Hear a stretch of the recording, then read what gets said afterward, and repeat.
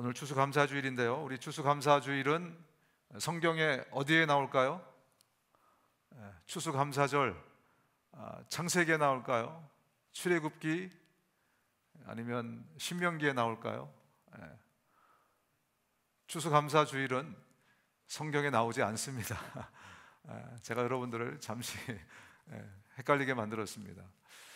추수감사주일은 구약에나 신약에나 등장하는 하나님이 명하신 절기가 아닙니다.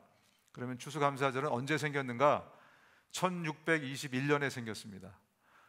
추수감사주일은 이제 저기 청교도들이 신앙의 자유를 찾아서 이제 미국으로 102명이 1620년에 출발을 했습니다. 그래서 그들이 저기 플리머스의 동부에 도착을 하게 됩니다. 그리고 아주 혹독한 그런 겨울을 그들이 보냈습니다. 먹을 게 없어가지고 1인당 옥수수 5개 그걸 가지고 이제 버틴 거죠, 겨울을. 그러면서 102명이 왔는데 겨울이 지나고 나서 시간이 흘러가니까 1년 사이에 반이 죽었어요. 그래서 53명밖에 남지가 않았습니다.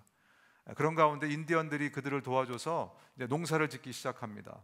그래서 농사를 져서 하나님이 또 그해 풍년을 주신 것입니다. 그래서 11월 달쯤에 다시 겨울이 찾아왔을 때 그들이 하나님께 감사하면서 처음 시작한 것이 추수감사주일, 추수감사 예배입니다. 이것이 계속 전통이 되어서 오늘날 저와 여러분도 함께 이 절기를 기념합니다.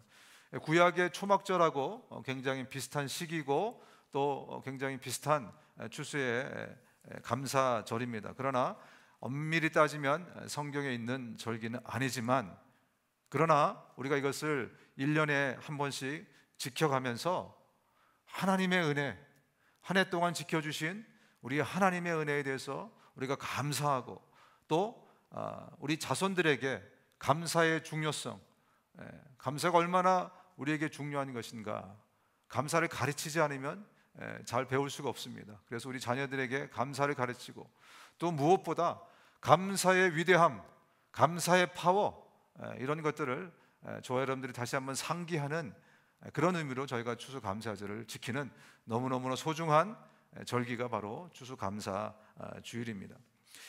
여러분, 우리 감사는 아주 굉장히 강력한 그런 파워풀한 영적인 도구이고 무기입니다. 여러분이 성경을 보시면, 특별히 시편을 보시면 우리의 찬양과 감사가 얼마나 강력한 영적인 무기인지를 확인할 수가 있습니다.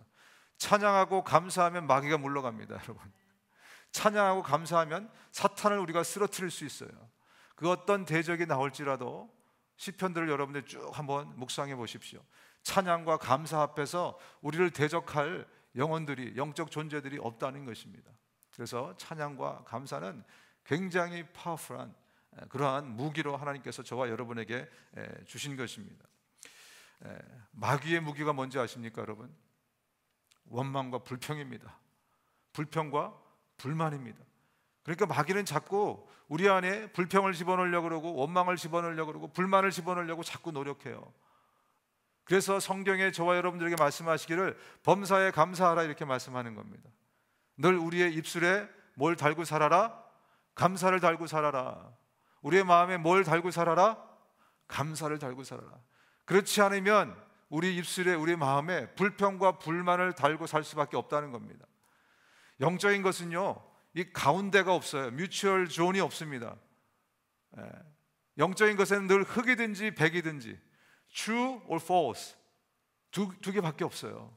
그래서 우리 안에서, 우리 입술에서 감사가 늘 나오지 않으면 한 우물에서는요, 여기 같은 우물인데 따뜻한 물하고 찬물이 같이 올라올 수가 없어요. 모든 우물은요, 찬물이 올라오든지 뜨거운 물이 올라오든지 이렇게 되어 있습니다. 그래서 우리의 입술에 늘 감사를 달고 살아가고 우리 마음에 늘 감사합니다, 감사합니다. 그렇게 살아가야 우리가 영적 전쟁에서 늘 승리하는 삶을 살 수 있고 또 우리의 삶에 그로 인해서 감사가 넘쳐나게 되어 있는 것입니다. 우리의 삶을 바꾸는 굉장히 큰 힘이 감사 안에 있습니다. 지금 미국에서 수많은 군인들이 전쟁을 겪고 들어와 가지고 이제 외상후 증후군이라는 어떤 정신질환 같은 것을 앓고 있습니다. 그래서 저 시애틀이나 또 군부대 근처에 가면은 특별히 그 상담 치료하면서 그들의 우울증이나 여러 가지 이 트라우마를 치료하는 그런 병원들이 많이 있는데요. 이제 사람을 내가 죽였다, 내가 사람을, 전쟁이지만 사람을 죽인 것에 대한 어떤 죄책감, 그 다음에 옆에 동료가 쓰러져 가고 있는데 이 동료를 구하지 못한 어떤 자책, 이런 것들이 정신적으로 막 밀려 들어와서 굉장히 큰 트라우마를 겪고 있다고 합니다. 그런데 몇 년 전부터 WWW 운동이라는 것이 시작이 되면서 증상이 굉장히 완화가 되고 특히 자살률이 굉장히 줄었다고 합니다. 혹시 여러분 WWW 운동이 뭔지 아십니까? 저도 이거 처음 들어봤는데요. WWW 운동은 뭐냐면 하루 일과를 마치고 여러분들이 이제 주무실 때, 자기 전에 하루를 좀 생각하잖아요.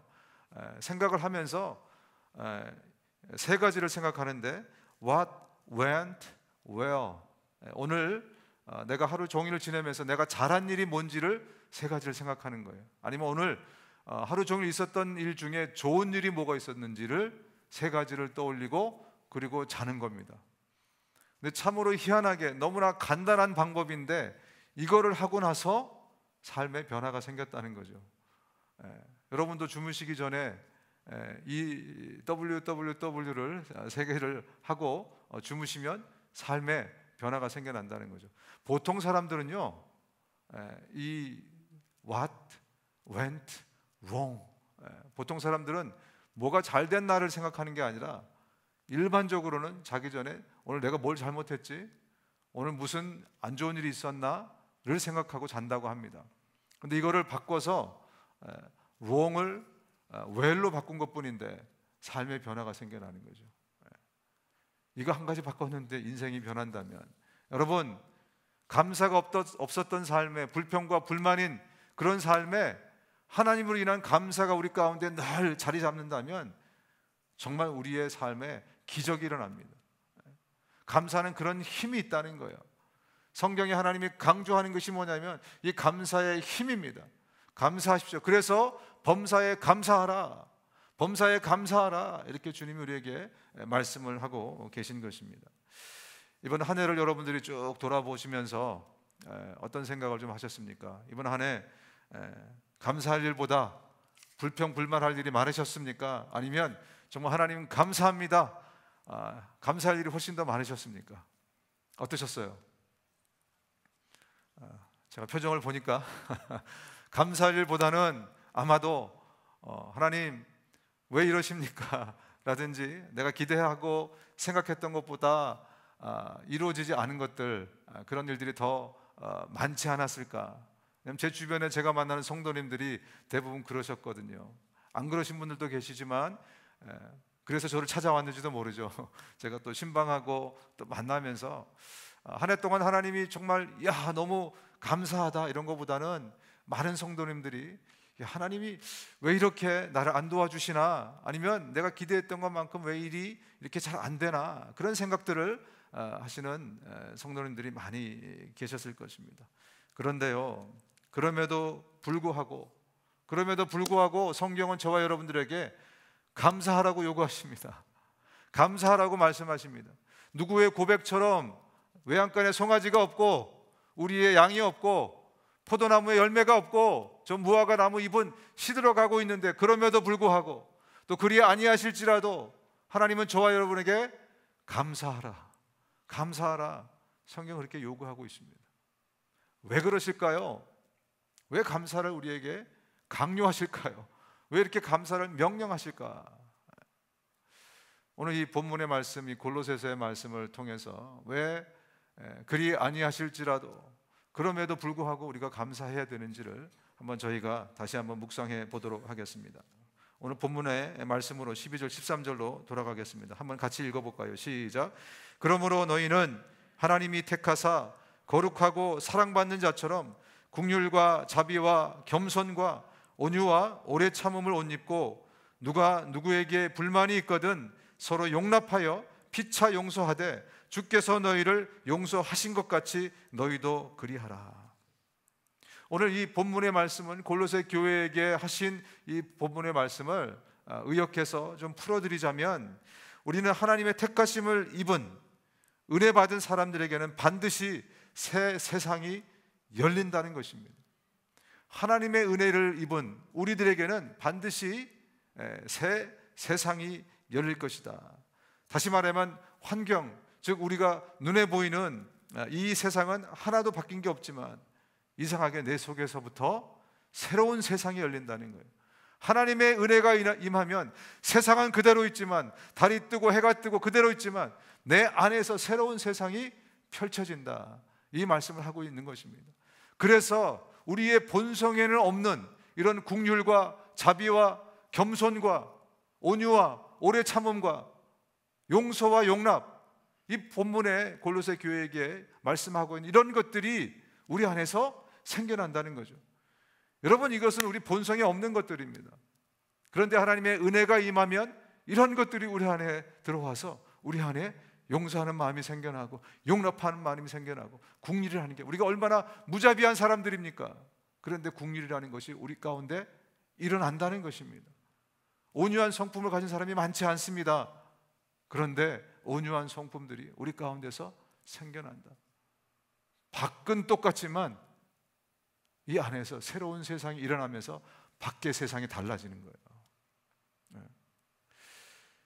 여러분, 우리는 기적을 좋아합니다. 그죠? 지난 2019년을 돌아보면서도 기적 좀 안 일어나나, 내 삶에 기적이 좀 일어나면 참 좋을 텐데, 막 그런 기대를 가지고 사셨던 분들이 꽤 있을 겁니다. 내가 원하는 대로 세상이 좀 바뀌었으면 좋겠어요. 내가 원하는 대로 세상이 좀 열렸으면 좋겠어요. 이게 우리가 갖고 있는 마음입니다. 여러분, 그런데 곰곰이 한번 생각해 보면요, 더 큰 기적은 저 밖에 있는 세상이 바뀌어서, 기적이 일어나서 세상이 바뀌는 게 아니라 내 안에서 변화가 생겨서, 내 안이 바뀌면요, 희한하게 똑같은 세상인데 그 세상이 완전히 달라져요. 그렇지 않습니까? 그게 더 큰 기적이에요. 진짜 큰 기적은 이 세상은 가만히 있는데 내 안에서 세상이 바뀌어서 온 세상이 완전히 다른 세상이 되어버리는, 그게 더 큰 기적이라고 저는 생각합니다. 그렇지 않습니까? 이 세상을 바꿔보려고 애쓰다가 안 되니까 우리가 복권을 사고 로또를 삽니다. 복권을 사서 당첨이 되면, 로또에 당첨이 되면 세상이 변하지 않을까, 내 힘으로는, 내 능력으로 안 되니까 뭔가 그렇게라도 새로운 세상을 한번 만들어 보자. 여러분, 로또에 당첨이 되면 눈에 보이는 세상이 바뀝니까? 바뀌어요. 로또에 당첨이 되면 세상이 바뀝니다. 여러분, 50년 전에 헤어진 초등학교 동창이 전화가 옵니다. 30년 전에 헤어진 여러분이 싫다고 차고 간 그 첫사랑이 전화가 온다니까요. 로또에 당첨이 되면 세상이 바뀝니다. 그런데 그 바뀐 세상이 처음에는 하얗게 바뀌죠. 그러나 시간이 점점 지나면 까맣게 바뀌어버립니다. 아주 안 좋게 변해버리죠. 로또에 당첨된 사람 치고 정상적으로 살아간 사람들이 없다고 합니다. 그죠? 로또에 당첨된 사람들을 추적해서 보니까 대부분이 알코올 중독, 마약 중독, 가정이 다 깨지고 자살한 사람도 많고, 겨우겨우 몇 사람이 서바이브 했는데 그 사람이 어떤 사람들인지 아십니까? 당첨되자마자 바로 그냥 도네이션 한 사람들이에요. 바로 나눠줘 버리고 손턴 사람들만 서바이브를 한, 로또가 참 사람을 죽이는 겁니다. 여러분, 진짜로 세상이 변하기 원한다면 그렇게 세상을 바꾸려고 하면 안 돼요. 진짜로 세상을 바꾸기 원한다면 내 안에서, 이 안에 변화가 생겨야 됩니다. 이 안에서 새 세상이 열려야, 그래야 세상은 똑같더라도 완전히 다른 세상이 되어 버리는 것입니다. 우리가 바로 그 증인들 아니겠습니까? 저와 여러분들이 그 증인들 아니겠습니까? 우리가 예전에 로또를 샀죠. 그렇죠. 예전에 우리가 로또를 샀습니다. 복권을 샀습니다. 근데 당첨이 안 됐습니다. 그럼에도 불구하고 우리 안에 새 세상이 열리면서 온 세상이 다른 세상이 되지 않았습니까? 여러분, 그렇지 않아요? 그죠? 우리가 세상을 바꾸려고 했습니까? 그런데 안 됐잖아요. 그런데 이 안에 하나님의 은혜가 임하니까 우리가 기대하던 세상보다 훨씬 더 좋은 세상이 우리 안에 펼쳐졌습니다. 무엇 때문에? 하나님의 은혜 때문에. 주님의 은혜가 우리 가운데 임하면서 새로운 세상이, 특별히 우리 안에서 전혀 없었던 본성 중에 하나인 감사라는 것이 우리 안에 생겨나기 시작했습니다. 우리는 감사할 줄 모르는 사람들이었습니다. 감사의 의미가 뭔지도 모르는 사람들이었어요. 근데 하나님의 은혜가 임하면서 여러 가지 많은 긍휼도 자비도 겸손도 많은 것들이 생겼지만 정말 특별하게도 감사라는 것이 우리 가운데 생겨나기 시작했습니다. 그런즉 누구든지 그리스도 안에 있으면 새로운 피조물이라, 이전 것은 지나갔으니 보라 새 것이 되었도다. 하나님의 은혜가 임하니까 우리가 새 것이 되면서 새 세상이 열리고 우리 안에 감사라는 강력한 영적인 무기도 주어졌습니다. 여러분, 내 본성이 없던 감사가 생겨났습니다. 내가 새 피조물이 된 것과 감사는 무슨 관계가 있는가? 여러분, 감사는요, 헬라어로 유카리스토스, 좀 어려우니까 일생에 한 번 정도는 우리가 한번 따라 해보죠. 감사는 유카리스토스. 다시 한번 유카리스토스. 이제 됐습니다. 이제 여러분의 일생에 다시 한번 되풀이 안 하셔도 될 것 같아요. 유는 뭐냐면 좋은이라는 뜻입니다. 카리스가 뭔지 아세요, 여러분? 은혜라는 뜻이에요. 카리스토스는 은혜예요. 감사합니다, 이 말은 어떤 의미라고요? 하나님의 좋은 은혜입니다, 이런 뜻이에요. 알고 보니까 하나님의 은혜가 임했는데 알고 보니까 뭐가 임한 거죠? 감사가 우리 가운데 임한 것이었어요. 우리가 사람들을 만났을 때 감사합니다, 어떤 일을 했을 때 감사합니다. 그거는 어떤 고백이었냐면요, 성경으로 영적으로 보니까 어떤 고백이었냐면, 이게 다 하나님의 은혜입니다, 이렇게 감사하는 거였어요. 이렇게 감사하는 거였습니다. 저와 여러분은 하나님의 은혜로 우리가 감사라는 것을 배우게 된 것입니다. 어떤 할머니가 두 아들이 있었어요.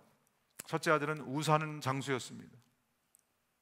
둘째 아들은 집신 장수였어요. 그래서 이 할머니는 이 아들들을 늘 생각하면서 늘 근심하고 걱정이 정말 태산 같은 거예요. 날씨가 그냥 쨍하면 무슨 걱정이 들죠? 첫째 아들이 걱정되는 거예요. 야, 저 우산 어떻게 하나.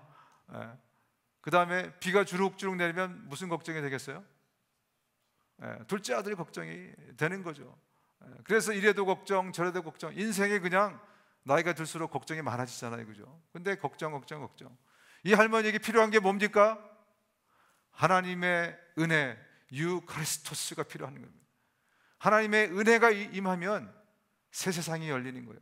관점이 변하고 또 생각이 변하고 많은 것들이 변합니다. 햇볕이 쨍하면 어떤 생각이 들까요? 오늘 둘째 아들이 하나님의 은혜를 입는 날이구나. 오늘은 둘째 아들이 대박을 치는 날이구나. 이런 생각이 드는 겁니다. 하나님의 은혜가 임하면 생각이 바뀌는 거예요. 비가 주룩주룩 내리면 오늘은 우리 첫째 아들이 축복받는 날이구나. 하나님께서는 저와 여러분에게 이미 하나님의 은혜를 심어주셨습니다. 아멘.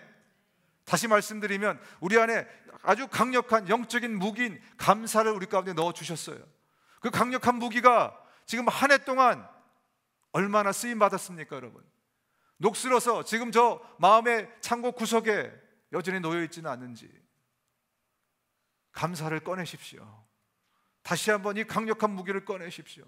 이 강력한 무기를 우리가 가지고 선포할 때 우리 가운데 부정이 물러갑니다. 우리 가운데 불평이 물러가고요, 우리 가운데 어둠이 물러가고 사탄이 무릎을 꿇습니다.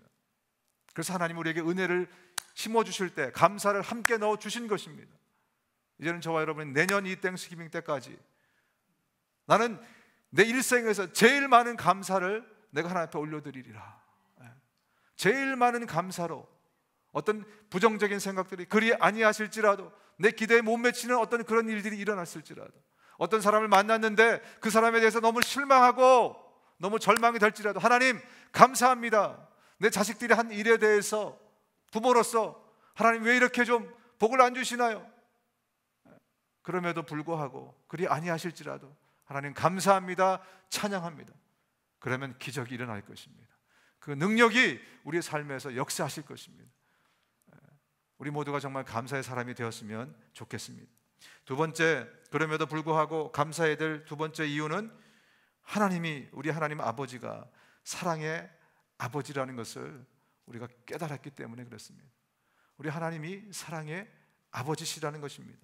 이 모든 것 위에 사랑을 더하라. 이는 온전하게 매는 띠니라. 그리스도의 평강이 너희 마음을 주장하게 하라. 너희는 평강을 위하여 한 몸으로 부르심을 받았나니 너희는 또한 감사하는 자가 되라. 당장 내 손에 쥔 게 없는데 하나님이 감사하는 자가 되라고 말씀하고 있습니다. 외양간에 송아지가 없어요. 이 우리의 양이 없습니다. 포도나무 열매도 없고 우리가 기대하는, 소원하는 많은 것들을 내 손 안에 쥐고 있지 않더라도 주님은 우리에게 감사하라, 감사하라 말씀하면서, 이 본문의 말씀이 무슨 얘기를 하고 있습니까? 사랑하라, 평안하라, 감사하라. 이 중요한 세 가지 단어가 지금 이 구절에 나오고 있습니다. 내 손에 쥔 게 없는데 평안하래요. 사랑하랍니다. 그리고 감사하랍니다. 왜 이렇게 명령을 하십니까? 왜냐하면 아버지가 집에 계시기 때문에 그래요. 우리 아버지가 집에 계시기 때문에 그래요. 우리 하나님 아버지를 예수님은 어떤 분이라고 설명하고 있습니까? 마태복음 7장입니다. 우리 하나님이, 우리 아버지가 이런 아버지다. 너희 중에 누가 아들이 떡을 달라 하는데 돌을 주며 생선을 달라 하는데 뱀을 줄 사람이 있겠느냐? 너희가 악한 자라도 좋은 것으로 자식에게 줄 줄 알거든. 하물며 하늘에 계신 너희 아버지께서 구하는 자에게 좋은 것으로 주시지 않겠느냐? 우리 아버지가 어떤 아버지라고요? 하늘 아버지가 어떤 아버지라고요? 우리에게 늘 최고의 것, 최선의 것을 주시는 아버지시다. 이 말씀을 하고 있는 거예요. 저와 여러분에게 무언가를 주실 때는요, 지금 우리가 갖고 있는 것은 하나님이 주신 최고, 하나님이 주신 최선의 것이라는 거예요. 저는 이것을 믿습니다. 저는 어떤 상황에 처하더라도요, 제가 기대하는 것은 100인데 하나님이 10을 주셨더라도, 10을 주실지라도 저의 믿음은 뭐냐면, 이것은 지금 이 시간에 하나님이 나에게 주신 최고의 것이다, 최선의 것이다.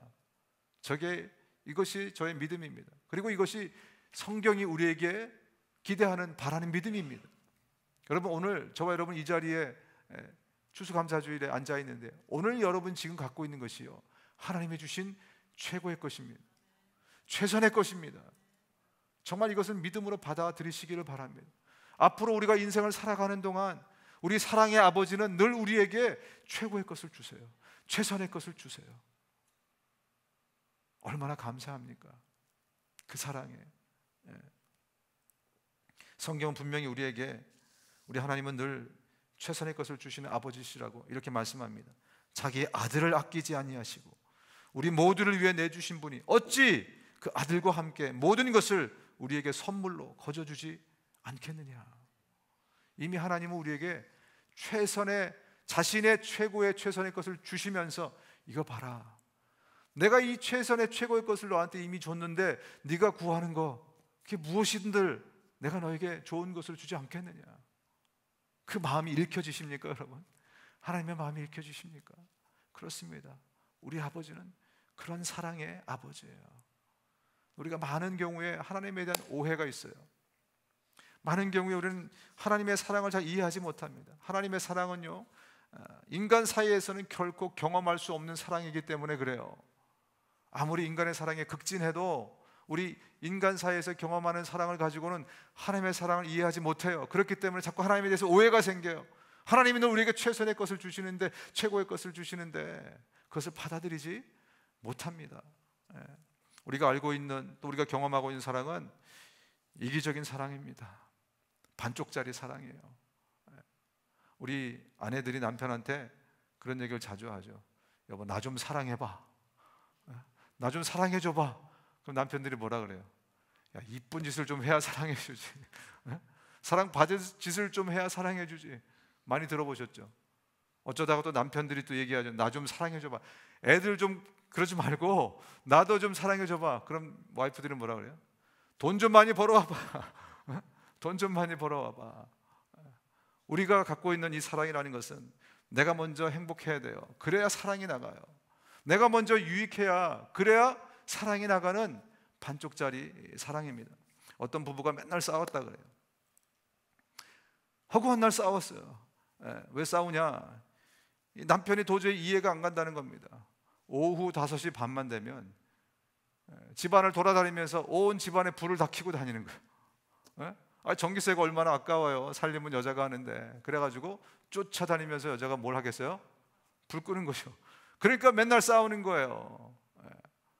그래도 이 남자가 슬슬 눈치를 보면서 또 다음날 되면 또 불을 켜고 다니는 거예요. 5시 반 시간 딱 되면. 그러니까 여자가 그냥 신경질이 난 거예요. 그래서 하도 싸우다가 안 되겠다 그래가지고 부부 세미나를 갔습니다. 그리고 거기서 남편이 왜 5시 반만 되면 불을 끄고 다니는지 그 이유를, 그 설명을 거기서 듣게 된 거예요. 남편이요, 저 첩첩 산골에 인적도 드문, 사람도 살지 않은 그 첩첩 산골에서 태어나서 거기서 부모님하고만 자란 거예요. 이 유년 시절이 어떤 유년 시절이었냐면, 밤만 되면 이 산골에 밤도 굉장히 빨리 오잖아요. 그리고 전기불도 들어오지 않는 집이기 때문에 얼마나 어두워요. 근데 밤만 되면 짐승들이 울부짖는 소리가 계속 나는 거예요. 그러니까 이 아이가 어릴 때 자라면서 거기에 대한 트라우마가 생긴 거죠. 밤이 되면 짐승들이 울부짖고 사람은 없고 부모님이 있어도 그게 너무 두려운 거예요. 너무 그냥 겁이 나는 겁니다. 이렇게 어린 시절을 그가 보냈는데, 그래서 성인이 됐어도 그 트라우마가 계속 이 인사이드에 있었던 거예요. 그래서 저녁이 되기 전에 어두컴컴해지려고 그러면 가슴이 벌렁벌렁 뛴대요. 그래서 남자가 뭘 해요? 불을 켜는 거예요. 5시 반만 되면 불을 켜는 거예요. 그걸 알고 나서 와이프가, 여보 미안해, 내가 정말 잘못했어, 나를 용서해줘, 내가 몰랐어, 아이고 우리 불쌍한 남편. 그 다음부터요, 이 여자가 5시 20분만 되면 불 켜고 다녀요. 5시 20분만 되면 계속 불 켜고 다녀요. 남편이 그 불을 끄면서 10분 남았어, 10분 남았어. 우리는 이해를 하지 못하면 사랑을 못해요. 그게 인간이 갖고 있는 사랑의 한계입니다. 그러나 하나님의 사랑은 그렇지 않습니다. 하나님의 사랑은 온전한 사랑이고 하나님의 사랑은 완전한 사랑입니다.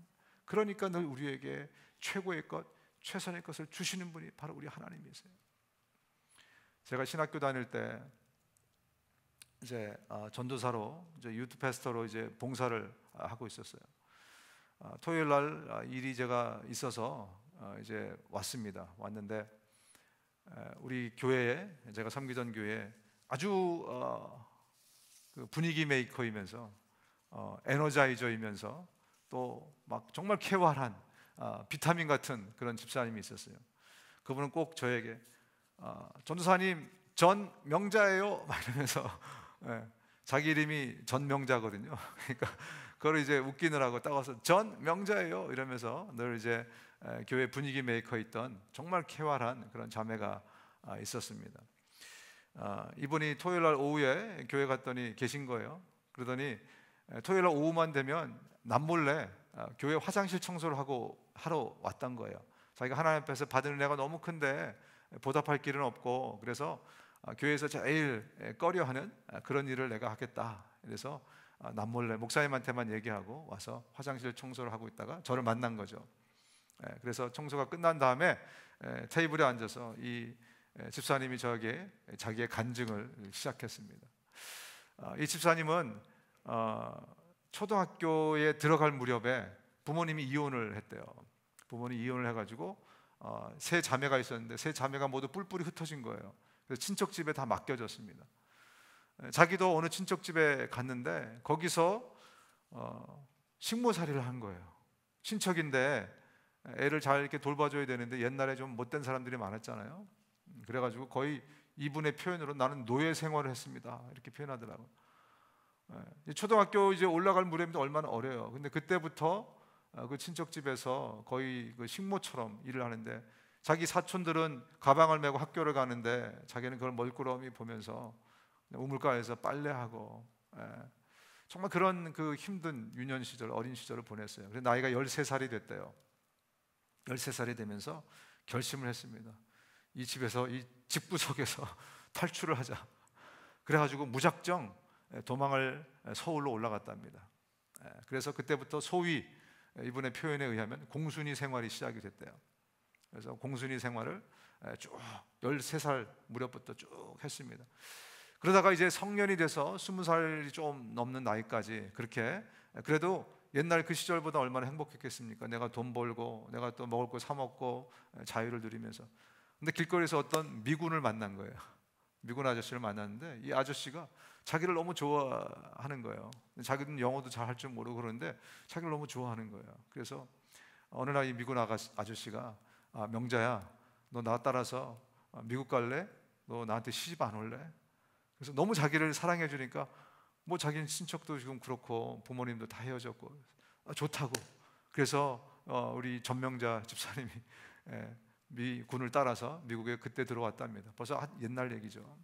들어왔는데 이 남편이 얼마나 정말 자기를 사랑해주고 아끼는지, 그리고 이제 첫 아들을 낳습니다. 아들을 낳는데 이 아들을 얼마나 정말 극진히 아끼는지, 자기 아버지한테 배운 거를 이 아들한테도 똑같이 해주는 거예요. 낚시를 데려가서 이렇게 낚시하는 거고 저렇게 하고, 사냥도 데려가고 이렇게 하면서 정말 그동안 자기가 받지 못했던 그 사랑을 남편한테 막 충분히 받고, 그러고 이제 살았답니다. 근데 이 아이가 초등학교에 딱 들어가는 날이 됐습니다. 초등학교 들어가는 날이 됐는데 얼마나 막 다 익사이트된 거죠, 그죠? 그러면서 내일이면 이제 얘가 이제 초등학생이 국민학생이 되는구나. 그래서 이제 아침에 일어나서 다 챙겨가지고 이 아이를 학교에다 데려다주고 그리고 돌아왔어요. 너무 좋은 기분 좋게 데려다주고 집에 돌아왔는데 그 다음부터 이 인사이드에서 이상한 일들이 생겨나기 시작해요. 갑자기 가슴이 뛰고 숨이 막히고 막 그러더니 점점점 우울해지고 사람이 이상해지기 시작하는 거예요.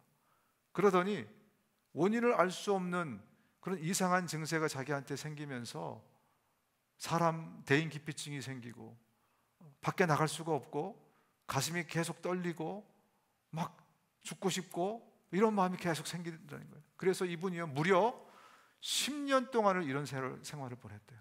완전히 먹지도 못해가지고요 뼈만 너무 앙상하고 병원을 찾아가도 원인을 알 수가 없다. 근데 남편은 그럼에도 불구하고 계속 이 자매를 사랑으로, 자식도 사랑으로 아껴주고, 그래도 이 병을 고치지 못한 거예요. 10년쯤 됐을 때 어느 날 이웃집에 한국 여자가 이제 이사를 왔답니다. 근데 이 여자가 인사하러 이제 오더니 그 다음부터 계속 자기 집을 찾아오면서, 자기 만나고 싶지 않은데, 사람 만나고 싶지 않은데 찾아오면서 복음을 전한 거예요. 하나님은 사랑이십니다. 하나님은 사랑의 아버지십니다. 사랑에 대해서 이야기하니까 자기가 귀를 기울이기 시작했답니다. 하나님이 사랑이셔. 그러면서 하나님의 사랑에 대해서 계속 들으면서 마음이 점점점 오픈되더니 급기야는 예수 그리스도를, 하나님의 사랑이신 결정체 예수 그리스도를 자기 마음에 구주로 영접을 했다 그래요. 그 다음부터 이분의 삶에 급격한 변화가 생기기 시작했다고 합니다. 세상에 그 어떤 의술로도 10년 동안이나 고칠 수 없었던 그 병이 그 다음부터 조금씩 고쳐지기 시작했다는 거예요. 그러면서 오늘의 전 명자예요. 이렇게 완전히 사람들 앞에서 오히려 사람들을 들었다 놨다 하는 그런 사람으로 자기가 변했다고 그 간증을 저한테 하면서, 저는요 세상의 사랑으로 고칠 수 없는 것을 하나님 사랑으로 고쳤어요.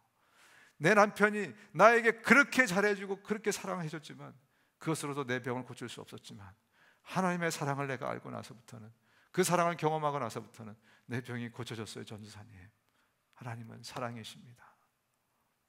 여러분, 하나님은 사랑이세요. 주님이 우리 자녀들에게 주시는 것은 늘 최고의 것을 주십니다. 늘 최선의 것을 주십니다. 당장 내 눈에 내 성에 차지 않더라도 여러분 그 사랑을 기억하십시오. 그래서 오늘 내가 갖고 있는 것을 정말 최선의 것을, 최고의 것으로 여기시고 감사하십시오. 하나님 사랑에 감사합니다. 하나님 사랑에 감사합니다. 마지막 세 번째, 그럼에도 불구하고 감사해야 될 이유는 바로 하나님, 예수님, 성령님, 우리 주님 때문에 감사하는 겁니다. 그리스도의 말씀이 너희 속에 풍성히 거하여 모든 지혜로 피차 가르치며 권면하고 시와 찬송과 신령한 노래를 부르며 감사하는 마음으로 하나님을 찬양하고 또 무엇을 하든지 말이나 일이나 다 주 예수의 이름으로 하고 그를 힘입어 우리 하나님 아버지께 감사하라. 오늘 골로새 교인들에게 감사하라라고 마지막 메시지를 던지는 이유는 우리 하나님 우리에게 무엇을 주셔서가 아닙니다. 바로 하나님 그분 때문에 감사하는 거예요. 예수님이 우리를 구원해 주셔서 감사하는 게 아니라 예수님 그분으로 인해서 그저 감사하는 겁니다. 성령님 그분이 보혜사로 오셔서 우리를 도와주셔서 도와줬기 때문에 감사합니다가 아닙니다. 바로 그분으로 인해서 감사하는 거예요. 이것이 우리 피조물로서 마땅한 것입니다. 감사는 무엇이 생겨서 조건이 환경이 내가 원하는 것을 얻어서 감사가 아니라 우리가 이 땅에 존재하는 피조물로서 하나님께 영광 돌리고 감사하는 것이 마땅함으로 우리 하나님께 예수님께 성령님께 감사하는 사람이 되어야 됩니다. 여러분 그분으로 인해서 감사하십시오. 바로 그 일을 할 때 우리가 이 땅에서 가장 행복할 것입니다. 우리 저 영원한 천국에서 우리가 영원토록 해야 될 일이 감사하고 찬양이라면 이 땅에서부터 우리가 천국의 삶을 사실 수 있기를 주님의 이름으로 축원합니다.